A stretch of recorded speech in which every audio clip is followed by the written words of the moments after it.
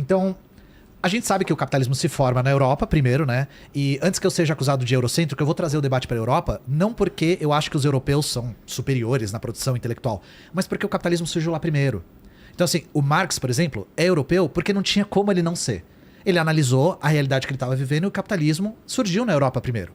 Não poderia ter surgido o Marx chinês. Porque não tinha capitalismo na China ainda. Ah, tá. Ele analisou a realidade que ele estava vivendo, a realidade que ele estava vivendo era do surgimento e desenvolvimento do capitalismo.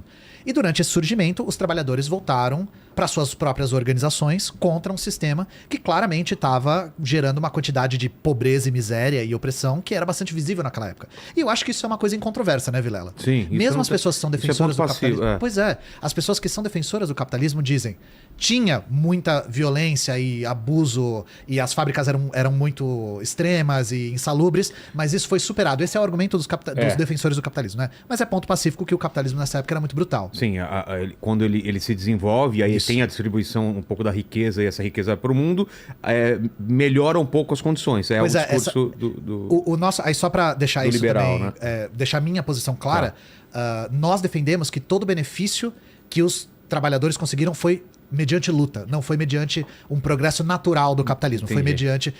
Em outras palavras, se os capitalistas pudessem estar ainda naquelas fábricas insalubres, eles ainda estariam. Ou pior até. Ou de uma forma semi-escravista e tal. É porque os trabalhadores se organizam e pressionam que esse tipo de luta de classes se trava e pende para um lado ou para o outro. E aí, nessa época, os trabalhadores naturalmente buscaram se organizar. Nós tivemos organizações de trabalhadores primeiro na Inglaterra, que foi o primeiro país a se organizar, foi o primeiro país a se industrializar, depois os demais países da Europa continental, né?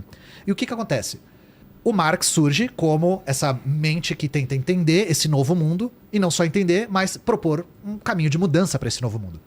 Por volta da década de 60, se funda a primeira Associação Internacional dos Trabalhadores, cuja ideia era pegar todas as organizações proletárias que estavam se formando na Europa e unir para fazer uma luta internacional. O Marx diz famosamente que os proletários não têm pátria, porque eles todos fazem parte da mesma classe. Então a luta deveria ser internacional. Se funda a Associação Internacional dos Trabalhadores, que é uma organização importantíssima que inaugurou essa luta internacional. E dentro da Associação Internacional dos Trabalhadores existia, digamos assim, um consenso de que o capitalismo precisava ser superado. E nós precisávamos atingir alguma coisa chamada de socialismo, vulgarmente na época. Só que qual linha deveria ser seguida, estava em disputa ainda. Então nessa época nós temos o Proudhon, o Blanqui, o Lassalle, o Bakunin, que é o pai do anarquismo, inclusive, que talvez seja o mais conhecido, e o Marx. Nós temos todas essas linhas disputando dentro. Uma das coisas que muitos deles defendiam, inclusive o Marx, era que os trabalhadores tinham que tinham que se organizar num partido. Ou seja, os trabalhadores precisavam formar um partido político que ia não só organizar e concentrar essas forças, mas ia conduzir a revolução em direção ao socialismo. Esse partido é fundado na Alemanha. O primeiro partido popular voltado para a construção do socialismo foi fundado na Alemanha, primeiro em 1863, depois em 1869. Esse partido é o Partido Social Democrata da Alemanha. É aí que a gente chega nesse nome que eu falei, entendeu? E aí cria uma confusão, né? Então, imagina o seguinte. É fundado esse Partido Social Democrata da Alemanha. Por que o termo social democrata estava popular nessa época? Na época que esse partido foi fundado. Porque eles estavam se opondo à democracia liberal. O Marx é um crítico do liberalismo. E no lugar de construir uma democracia liberal, ou seja, uma democracia guiada pelo liberalismo de mercado, liberalismo econômico, seria uma democracia social, voltada para as necessidades da população. É nesse período da década de 60 do século XIX que a social-democracia começa a virar um termo. Conforme isso vai se desenvolvendo, o marxismo vence as outras linhas. Tanto que é muito difícil alguma das pessoas que não é estudioso da área conhecer esses termos blanquismo, mutualismo, proudhonianismo, lassallianismo. Essas linhas foram derrotadas. A gente chega mais ou menos... Que era mais ou menos o que? Eles diziam o quê? Cada um tinha um ponto de vista diferente. Por exemplo, o blanquismo era muito adepto do terrorismo. Então, para conseguir... Exato, pegar em armas, fazer justiçamentos, assim, matar pessoas pontuais. O blanquismo era muito disso. Armas em punho e condução da revolução através da luta armada. O lassallianismo era outro. Lassallianismo. Que é do Ferdinand Lassalle, que é um outro teórico que debateu muito, disputou muito, inclusive o Partido Alemão com o Marx. O Lassalle defendia muito que a luta deveria ser dos trabalhadores e do Estado contra a burguesia. E o Marx defendia que devia ser dos trabalhadores contra o Estado. Isso daí o que é, Helene? É foto do... Essa é uma foto, acho que do dia em que eles se reuniram para fundar o partido. Ah, essa é do Partido Social Democrata da Alemanha. Mas esse partido é super importante porque é ele que vai popularizar o formato Partido Social Democrata e a ideia de social-democracia. Quando a gente chega no final... exportar para o mundo. Pois é, e a ideia era essa, porque o partido fazia parte da segunda internacional. A primeira internacional se desfaz, depois se funda... O que é a primeira internacional? É a Associação Internacional dos Trabalhadores, foi o que eu falei, essa primeira organização que o Marx e o Engels... Ela é pequena, ela é Não, era localizada... enorme. Ah, é? Era enorme. Ela tinha sucursais em todos os países. Ainda Europa. A Europa, os partidos aderiam à internacional e organizavam a sua tática para conduzir a Revolução Socialista de maneira internacional. E a segunda internacional? A primeira se desfaz, principalmente porque os anarquistas racham ela, aí depois ela fica um tempo dormente, em 89 ela se funda de novo, e a segunda internacional já se funda com o marxismo vencendo a linha. O marxismo começa a vencer e virar a ideologia proletária por excelência. Dominante ou só única? Dominante. Porque ainda o lassalhanismo era muito popular ainda. Existiam alguns anarquistas que disputavam, mas ela era dominante. E por que ela era dominante? Porque ela se tornou dominante dentro desse partido alemão e o partido alemão era o maior. Essa segunda internacional, então, ela vem mais forte? Ela vem igual? Ela vem mais forte, porque aí ela tem mais partidos organizados e ela tem, não só isso, o Partido Social Democrata Alemão na sua frente. E o Partido Social Democrata Alemão tem uma virtude muito grande. Ele foi extremamente bem sucedido no século XIX. O Marx e o Engels falavam, esse partido, o Partido Alemão, é o partido modelo para os demais partidos proletários do mundo. Ele era tão bem sucedido, ele conseguiu organizar os trabalhadores de maneira tão assustadora para a burguesia, que em 1878 o Otto von Bismarck, que foi o cara que fundou a Alemanha, cria uma série de leis antissocialistas para marginalizar e legalizar o partido. O partido fica impedido... Que tipo de lei? O partido fica impedido de disputar as eleições, principalmente. Caramba! Só que os próprios social-democratas começaram a disputar as eleições independentemente. E estavam ganhando. Sem estar pelo partido. Sem estar pelo partido. Então eles não conseguiram frear. O que acontece? Na década de 90, no finalzinho do século XIX, acontece uma coisa interessante. Esse partido começa a ter um sucesso gigantesco, e se torna o maior partido do país. Ele não é o maior da Câmara. Até porque a Alemanha era uma monarquia. A Câmara era só para propor leis. Quem aceitava a lei ou não era o rei e o chanceler, que tinha poder. No caso, o chanceler era outro, porque o Otto von Bismarck já tinha renunciado, né? Tá. E aí, é nesse momento que eu quero fazer um debate um pouco mais teórico. O que acontece? Estamos em que ano aí?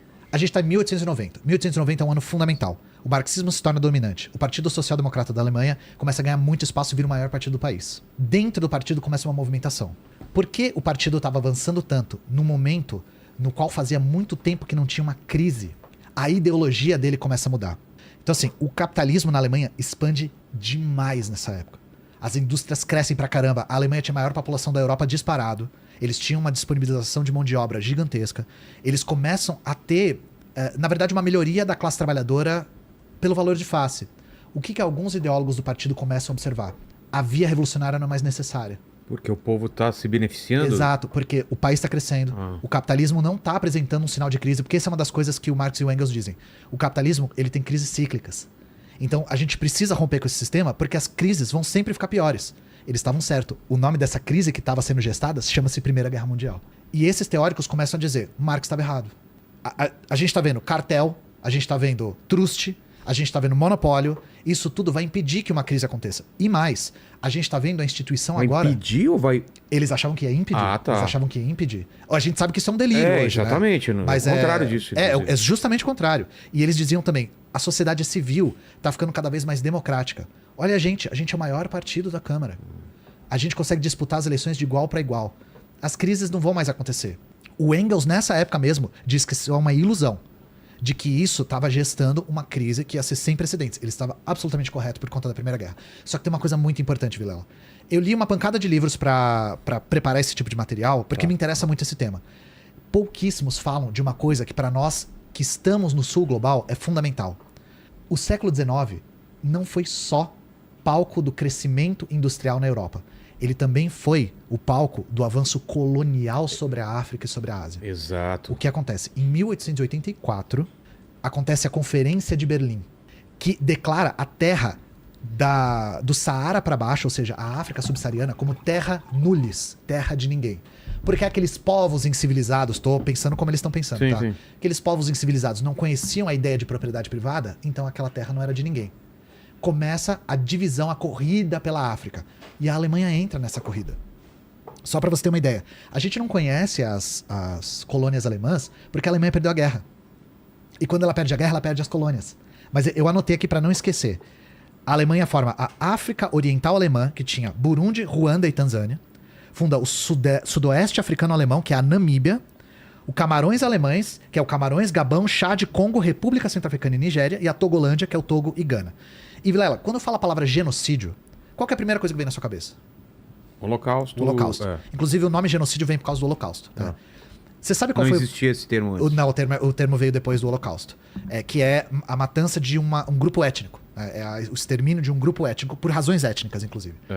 Sabe qual foi o primeiro genocídio do século XX? Não. Foi o genocídio na Namíbia, perpetrado pela Alemanha colonial. Caramba. Os caras erradicaram praticamente uma etnia e assim, de uma maneira, foi direcionado para uma etnia que estava resistindo à colonização. E quem eles não fuzilaram, eles jogaram no deserto, porque a Namíbia tem um deserto super grande. Eles jogaram no deserto para morrer de sede. Foi o primeiríssimo genocídio, foi em 1904 na Namíbia.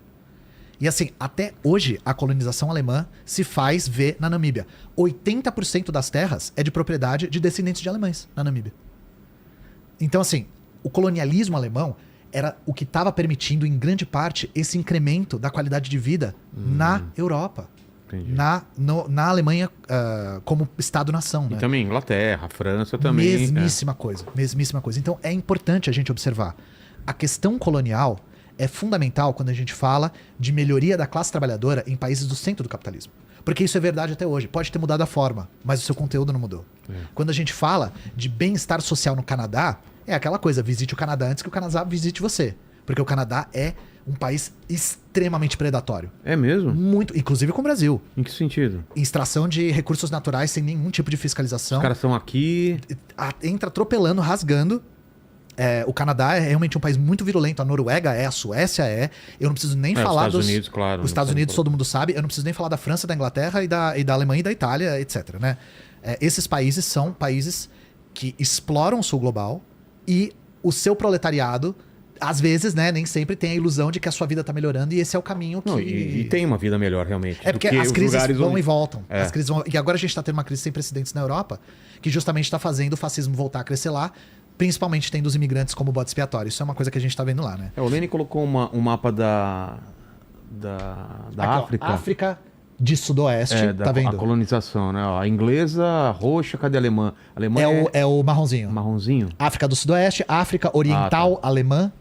Tá. Nós temos ali bem pequeno Togo.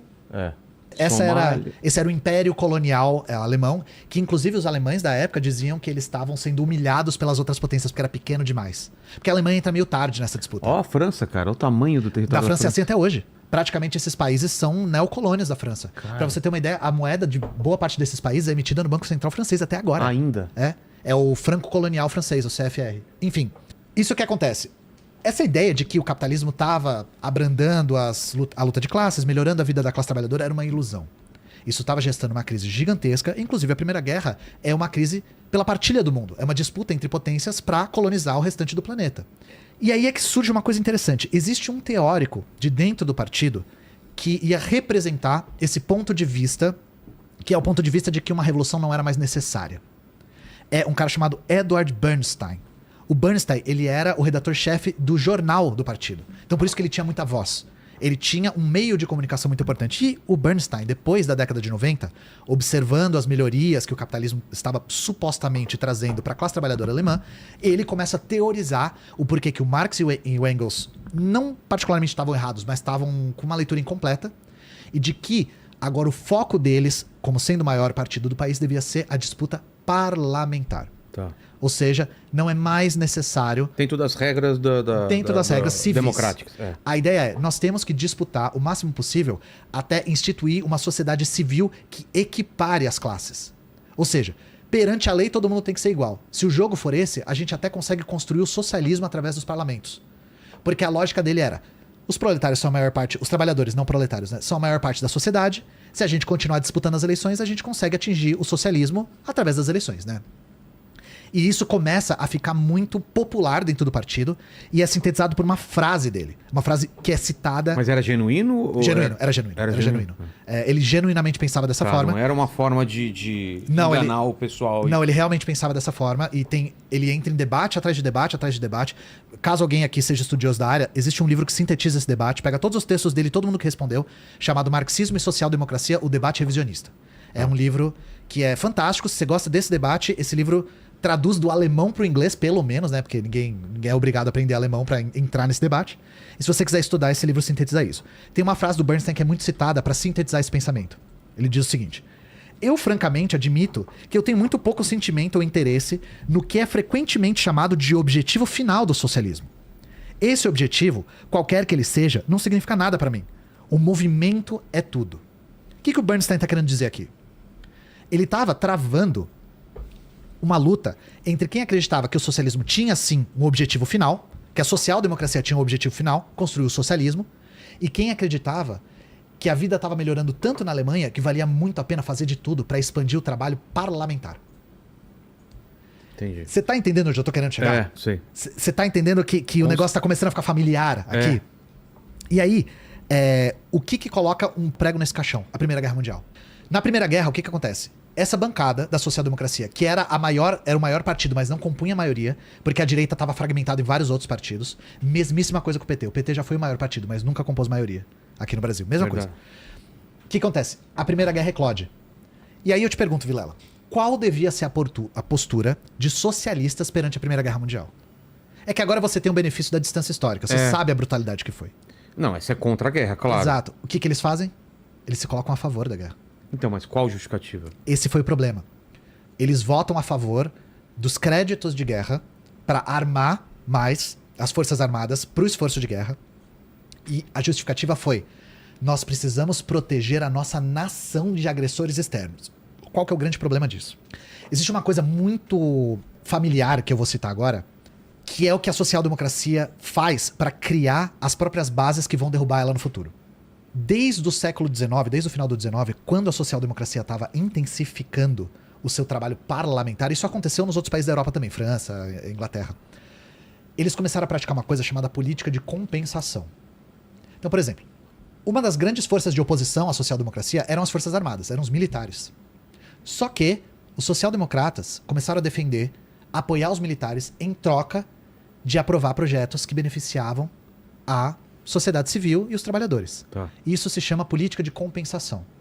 Aprovar a guerra foi tanto uma política de compensação quanto uma falta de compreensão a respeito do caráter internacional da luta de classes. Lembra que eu falei que a Associação Internacional queria juntar, falava que os proletários não tinham a nação? Então, e de repente vira nacionalista? Exatamente, a gente tem que defender a nossa nação. Quando ficava claro que a Primeira Guerra era uma disputa por partilha do território para exploração. Então, sob essa égide de proteger a nação, os social-democratas conseguiram movimentar suas bases em direção a um apoio do esforço de guerra. Isso coloca um prego no caixão. É nesse momento que a social-democracia começa a significar o que a gente usa ela significando hoje, que é essa política reformista, compensatória, rebaixada, de manutenção do capitalismo. Porque, nesse momento, os comunistas, que virariam comunistas históricos, por exemplo, a Rosa Luxemburgo, que eu sei que você conhece, o Lenin, aí é que eles começam a criticar. Até 1914, eles não criticam em aberto, eles criticam fechado, porque eles achavam que tinha que disputar. A gente tem que endireitar a linha, tem que tirar essas ideias, o partido é grande demais pra gente abandonar, ele é muito popular, ele funciona muito bem, a gente tem que disputar. Nesse momento eles falam assim... Dá pra corrigir. No momento que eles apoiam a Primeira Guerra, eles falam, aqui acabou. Entendi. Já em 14, a Rosa Luxemburgo já funda uma nova organização para fundar uma nova internacional. Que eles falam, acabou, aqui acabou. Apoiar o esforço de guerra é um erro histórico e é uma coisa que, no final das contas, botou trabalhador contra trabalhador pra se matar numa máquina de moer gente. Como que o Hitler entra nessa? Então, o Hitler aparece depois. Ele aparece... Eu vou chegar no Hitler, você vai entender como que eles têm a ver. Mas ele não vem desse começo aí. O Hitler estava na Primeira Guerra, mas como soldado. Tá. O que acontece? Nesse momento de toda a Primeira Guerra Mundial, a Alemanha tinha expectativa de ganhar a guerra, eles achavam que eles iam ganhar a guerra fácil. Só que eles perdem. Principalmente depois da entrada dos Estados Unidos. Os Estados Unidos já estava se tornando uma potência industrial, entra armando todo mundo e consegue vencer a guerra pro lado da Entente Cordiale, né? Que era o lado que tinha a Inglaterra também, no caso. E aí o que acontece? A Alemanha passa por uma revolução nessa época. As pessoas, insatisfeitas com o caminho que a guerra tomou, insatisfeitas com a mortandade a troco de absolutamente nada, a inutilidade daquela guerra toda, começam a se sublevar dentro da Alemanha e fazem uma revolução que começa a fundar sovietes. Então, você sabe, a União Soviética estava se formando nessa época, ainda era a Rússia Soviética, não era a União Soviética. E como que a Revolução Russa acontece? Os trabalhadores russos fundam sovietes. Esse é o Bernstein. É o Bernstein. Esse é o Bernstein. Esse é principalmente o ideólogo da social-democracia. É o cara que começa o debate revisionista. É interessante eu falar dessa palavra, inclusive. Tá. Revisionismo é usado pela primeira vez para atacar ele. Porque ele dizia que ele estava revisando o Marx. E hoje em dia, revisionismo, para os marxistas, significa usar teses do Marx para ir contra a política dele. Entendi. É usar vocabulário e citações e etc. para ter políticas antimarxistas. Entendi. Isso é o revisionismo. E isso começa com o Bernstein, inclusive, né? Começa uma revolução na Alemanha. Como que acontece a Revolução Russa? Os trabalhadores fundam sovietes, ou seja, conselhos. Soviete é conselho em russo. Eles fundam conselhos de soldados, deputados e operários e fazem um governo paralelo, que ia ser o germen do governo popular da Rússia. A Alemanha faz a mesma coisa. Os trabalhadores começam a fundar conselhos de deputados, soldados e operários e começam a fazer política de forma autônoma. E eles tomam Berlim. Eles tomam várias partes da Alemanha. A Alemanha ficou na beira de ter uma revolução soviética. O que acontece? A Alemanha nessa época ainda era um império. Era o Reich. Era o segundo Reich. Os militares, com medo da Alemanha se tornar uma república soviética, derrubam o imperador, derrubam o rei, na época que era o Guilherme II, e colocam os social-democratas no poder. E olha que coisa. Para eles era mais interessante ter os social-democratas que queriam preservar a ordem capitalista e disputar a ordem parlamentar só, pelos direitos civis, do que ter uma revolução de tipo soviético acontecendo na Alemanha. Então, nessa época, eles pegam o cara que era dirigente do partido, que era o Friedrich Ebert. Friedrich Ebert era um clássico centrista burocrata do partido, e colocam esse cara para ser o primeiro presidente da Alemanha. Só que acontece uma coisa interessante. Esse cara, ele tinha um discurso revolucionário para fora e fazia conchavos por dentro. Ele é eleito tanto pelos militares quanto pelos sovietes. Ele se torna presidente de dois governos, digamos assim. Um governo popular e um governo burocrático ligado à Segunda Guerra. E aí o que acontece? A prioridade dos social-democratas era não fazer com que a Alemanha virasse uma república soviética. Eles começam a financiar uma milícia de veteranos de guerra que estavam muito frustrados com a perda na guerra, que era os Corpos Francos, ou Freikorps, como vocês vão ver às vezes na literatura. Eles armam essa milícia começa a perseguir, sequestrar e assassinar os revolucionários. E os mais famosos são a Rosa Luxemburgo e o Karl Liebknecht. A Rosa Luxemburgo é sequestrada, torturada e assassinada. E não só isso, eles divulgam que o povo pegou e linchou ela, eles ainda caluniam ela. Porque a Rosa Luxemburgo estava dirigindo um movimento para longe da social-democracia em direção à fundação de uma república socialista, digamos assim, de modelo soviético, de modelo popular, de modelo de ruptura com o capitalismo. Então vejam, a social-democracia foi muito útil para a burguesia e para os militares e para as viúvas lá do Império, do Reich, para preservar a ordem capitalista, apaziguando os trabalhadores. Porque os trabalhadores tinham muito vínculo ainda com o partido. O partido tinha a maior parte dos sindicatos. O partido tinha criado uma estrutura que era praticamente uma vida paralela. Tinha escola, tinha teatro, tinha bar do partido. Você podia até morrer no cemitério do partido. O trabalhador podia passar a vida inteira dele dentro da estrutura do partido. Então ele tinha muita confiança. Ele usa toda essa confiança para pegar os sindicatos e falar assim, ó, não vamos fazer uma revolução socialista não.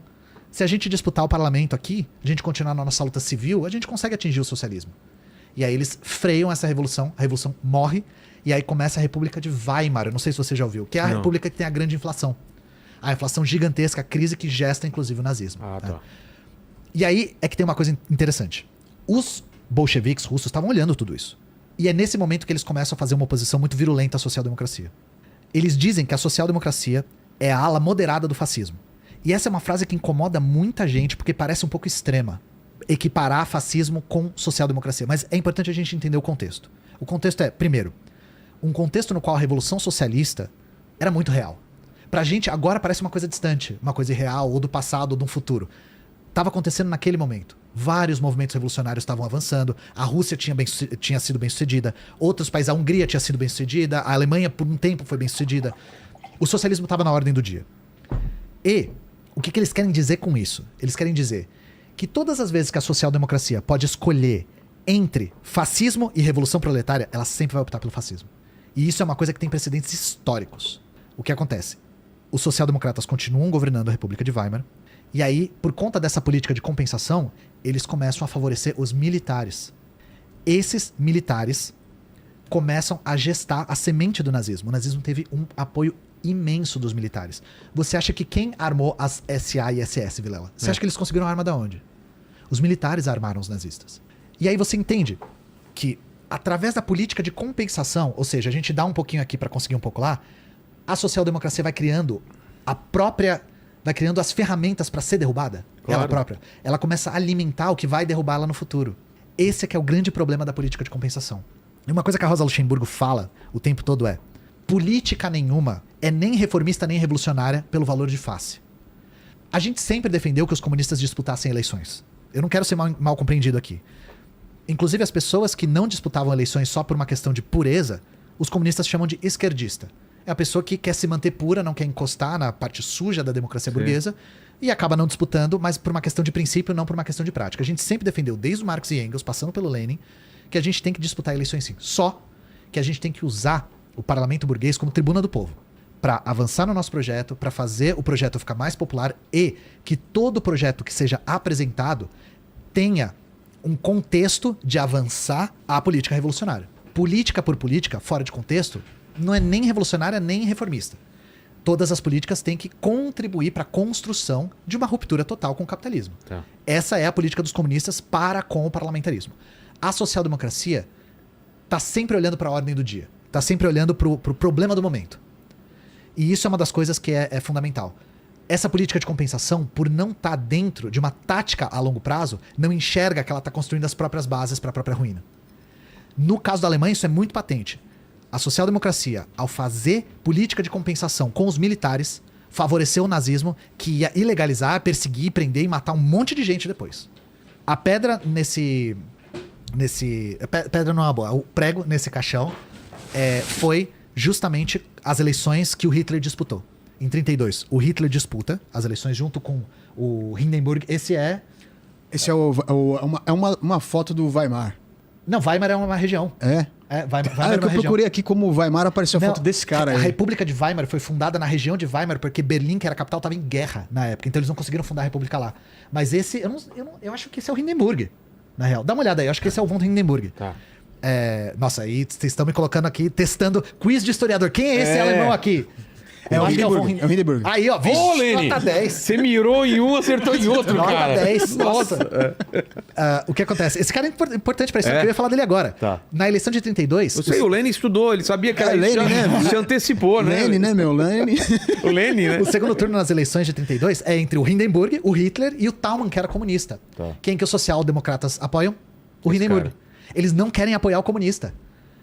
O Hindenburg ganha e ele aponta quem pra chanceler? Você conhece essa história, né? É. Ele aponta o Hitler. Mas eles não queriam comunista por quê? Porque eles faziam uma oposição muito ativa à União Soviética. Muito. Porque eles apoiando os comunistas, eles minavam as bases parlamentares que eles tinham pra aprovar qualquer coisa. Tá. Você entende isso? Eles precisam de maioria na Câmara. Precisam de maioria no parlamento. Eles não tinham maioria. Eles eram o maior partido, mas não tinham maioria. Como que você constrói essa maioria? Fazendo conchavo. Se eles falassem assim, a gente vai apoiar a posição revolucionária dos comunistas, eles perdem todo o conchavo. Entendi. Então você entende como é uma coisa que é conformada pela prática? E isso é que é importante. Você já tinha ouvido falar em Bernstein? Não. Você acha que os social-democratas do mundo todo, você acha que o Lula pensa assim, nossa, depois de ler o Bernstein eu fundei o PT? Você acha que a base do PT pensou nisso? Não. O Bernstein, ele não deu as bases ideológicas para a social-democracia. Ele estava traduzindo de forma intelectual, de forma acadêmica, de forma dentro da comunicação do partido, o que já estava acontecendo na prática. O que acontece é, o partido foi sendo conformado para esse formato através da prática cotidiana. Ao disputar as eleições parlamentares, eles começaram a precisar criar esse tipo de base comum.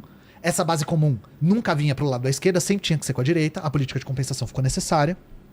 Essa política, como consequência, cria as bases para a própria derrocada da social-democracia. É uma coisa que vai se conformando com a prática.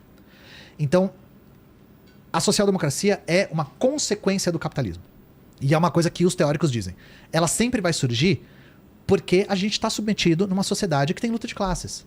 Uma das coisas que o Lenin diz é, Por que ela surge? Para além de, quando a gente entra no parlamento, a gente começa a ser conformado pela ordem do dia do parlamento, né? Junto com o proletariado, o capitalismo gera também a pequena burguesia, que é uma classe transicional. É uma classe que tem uma pequena propriedade, é uma classe que tem alguns funcionários, que paga salário, é uma classe que tem a ilusão de que ela é usuária do capitalismo, sendo que ela não vê que ela tá sempre num pezinho de voltar a ser proletária, de perder tudo que ela tem. A pandemia deixou isso muito claro. Muita gente que era da pequena burguesia voltou a ser trabalhadora. A pequena burguesia está sempre com um pé lá, um pé aqui, e a ideologia dela está sempre vacilante. O Lenin diz que essa criação dessa pequena burguesia começa a contaminar aos poucos o movimento trabalhador. Principalmente porque essas pessoas têm recursos para conseguir entrar na vida política. E isso é uma coisa que é patente no PT. O PT começa como um partido operário, e hoje em dia é muito difícil você ver um operário ou digamos assim, um trabalhador de base de chão de fábrica disputando o parlamento. Não. E não é porque o partido é degenerado, não é só isso. É porque para você disputar as eleições você precisa ter recurso. Para você entrar nesse meio, você precisa ter como entrar. Quem começa a entrar? A pequena burguesia. E ela traz a ideologia dela junto. Quer preservar, tem medo de perder a sua propriedade, tem medo de, mas e se meu negócio crescer? Eu acho que a população precisa ter uma vida melhor, mas eu também, esse sistema me favorece de alguma forma, essa ideologia começa a contaminar. E aí o Lenin faz a coisa que faz com que eu me declare um marxista-leninista. Ele dá um salto qualitativo na luta marxista. Ele desenvolve uma teoria organizativa que supera esse problema, que é a teoria organizativa leninista. Por isso que todas as revoluções posteriores foram de caráter leninista. Tem organizações de tipo leninista, que blinda os partidos desse tipo de infiltração, ou de rebaixamento, ou de política de conciliações, ou de perda de perspectiva, né? Então eu espero que eu tenha dado um panorama histórico bastante competente, mais breve a respeito disso. E para você ver, eu tenho certeza que muita coisa que eu falei aqui é muito familiar, né? Com certeza. A maneira como a política não consegue construir maioria de esquerda, então tem que fazer alianças. Fazendo essas alianças, ela constrói as próprias bases para a própria derrubada. Como esse tipo de coisa não depende da vontade de X ou de Y, mas depende das circunstâncias do próprio capitalismo. E isso tudo faz com que a gente tenha uma crítica que seja muito mais teórica do que de análise de conjuntura contemporânea à política do PT. Nossa crítica ao PT é uma crítica fundamental, de visão de mundo fundamental, entende? O PT é a encarnação da social-democracia no Brasil, e a nossa crítica parte desse ponto de vista que a longo prazo, e você já deve ter ouvido isso, favorece o crescimento da extrema-direita. Da mesma maneira que os social-democratas favoreceram o crescimento da extrema-direita na Alemanha, o PT, a política do PT, a política social-democrata do PT, favoreceu o crescimento da extrema-direita, vulgo o Bolsonaro no Brasil. Isso é patente,